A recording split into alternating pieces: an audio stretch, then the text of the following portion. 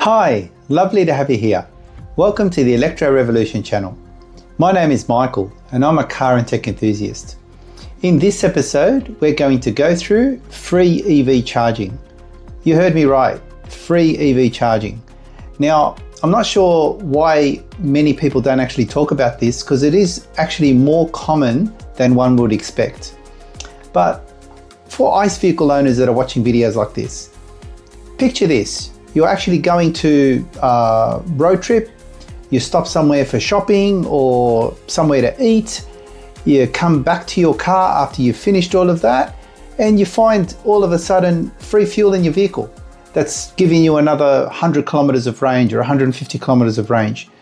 Wouldn't you appreciate that? Well, as an EV owner, we actually get this. It's actually available quite readily on different locations. So in this video, what we're going to do is we're going to show the different charging speeds that are usually offered at different locations, and how to find them, the different apps to use for finding these locations. This is all hopefully beneficial for all of us EV drivers and EV drivers that you know that may not be fully aware of how to find these free charging systems. So I really hope you enjoy this video. In previous videos, I've actually hinted on this. If you look at the, say for example, the road trip video where I took from Sydney, New South Wales to Phillip Island in Victoria, I had the 3 stops where of course I had to pay. And then when I went to the resort, free charging. I roamed around, enjoyed myself for a couple of days, things like that. The time I needed to go back, the night before, I made sure the vehicle was on 100% and I came back home and I didn't have to charge as much during the trip home. Of course, I still had 3 main charges while I went home because it's over a 950 kilometer trip. Of course, with things like that, you would need to refuel and you would need to recharge. But if you remember also the EV versus ICE vehicle, where I made that, I think it was 4 or 5 or maybe 6 episodes, something like that. But that was early on when I first started the channel. I had a trip to Port Macquarie. I charged 100% when I was at home.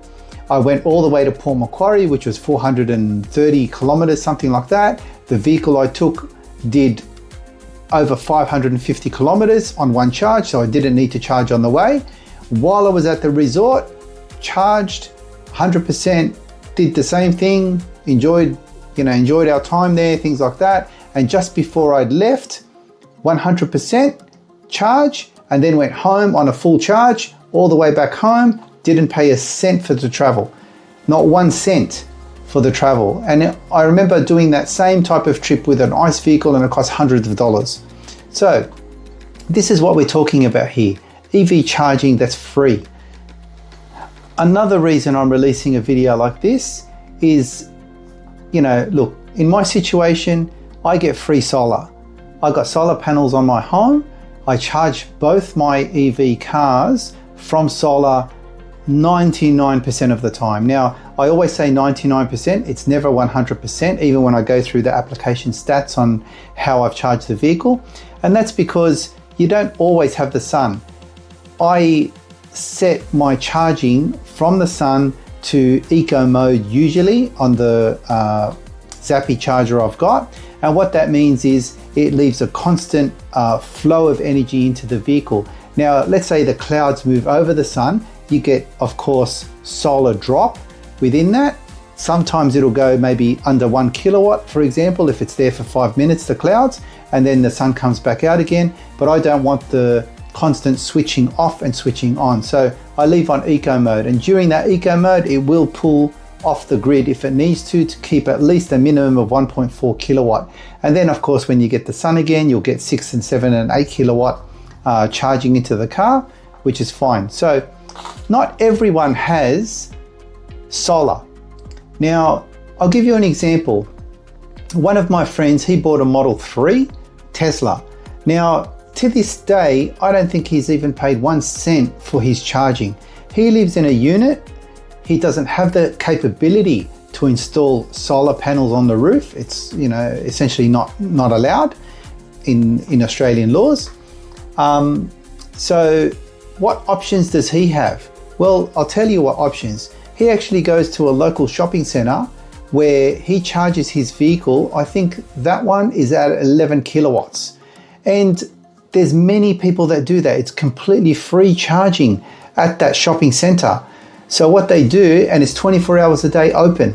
So what they do is they drive there, reverse park, plug in, put on YouTube, or connect via wireless hotspot in their car, watch their series that they watch videos that they watch episodes like this, just while they're waiting in the car, and it's completely free. And for example, my mate, he's had his car, I think now for 4 or 5 months, and he has not paid 1 cent for the charging. He does that all the time, and it's completely free. So even for the people without the solar panels, you don't have to look and say, oh, I wish I had solar panels, or you just have to find these places and, have that time. You can read a book in the car, but it's never going to be that long. It's not going to be 2-3 hours and 4 hours and this sort of stuff. You can charge your car from 20 to 80%, use it quite readily, or if you want to spend that extra time, go from that 80% to 100%. My whole point of this is you can actually live with a completely free charging system on your EV vehicle and never have to pay a cent if you can, deal with the time that you spend in the car by doing other things while you're waiting for the charge.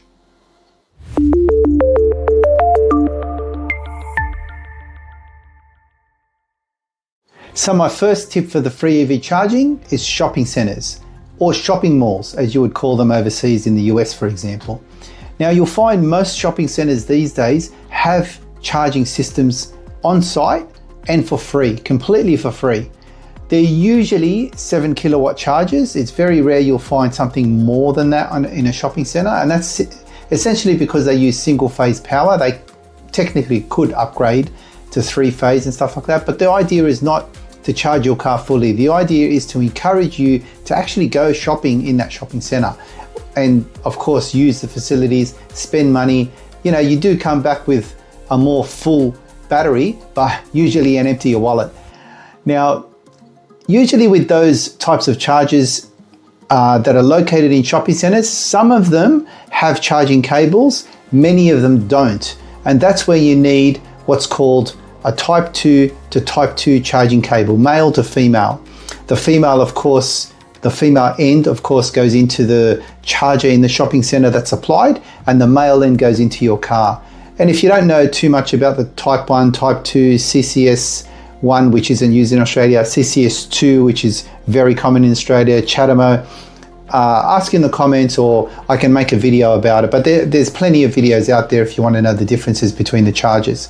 But typically when you find CCS2 chargers, you'll find the big AC plug on the top that can charge to up to usually 22 kilowatts on a 3-phase circuit. Now that's the AC component. The two on the bottom is usually the DC component, and that can go through as much as it can go through on those two sockets with the copper wire plug. But again, shopping centres. Now, for example, for Sydney, Australia, the shopping centres we've got here, and there's many that are on offer, but I'm just going to give you examples, ones located in the city or surrounding areas. You've got something like Westfield, Bondi Junction, the Parramatta, even the Woolworths. And if you're not familiar with these things overseas, consider them like the Westfields, for example, like a big mall with multiple shops in there. And Westfields is the main owner of the building, but there's all these third-party shops that generalized shops, could be fashion shops, food shops, supermarkets, even big players like the Woolworths and the Coles and things like that. They're located in these major shopping centres.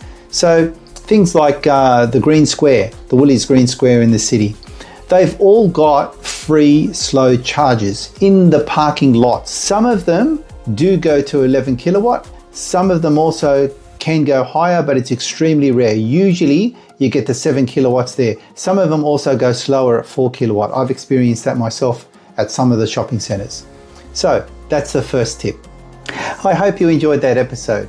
Just in summary, we spoke about the free EV charging facility, we spoke about the free EV charging owners, we gave our first tip, which was the shopping centres, we also discussed Type 2 connectors and talked about the charging speeds that you typically get at the charging centres. Of course, there's a following episode where we're going to have many more tips. So I really hope you enjoyed this episode. If you did, please give us a thumbs up, subscribe to the channel, share this content with someone who'd be interested, or just leave us a comment. It really all helps. Until the next episode, I hope to see you there. Bye for now.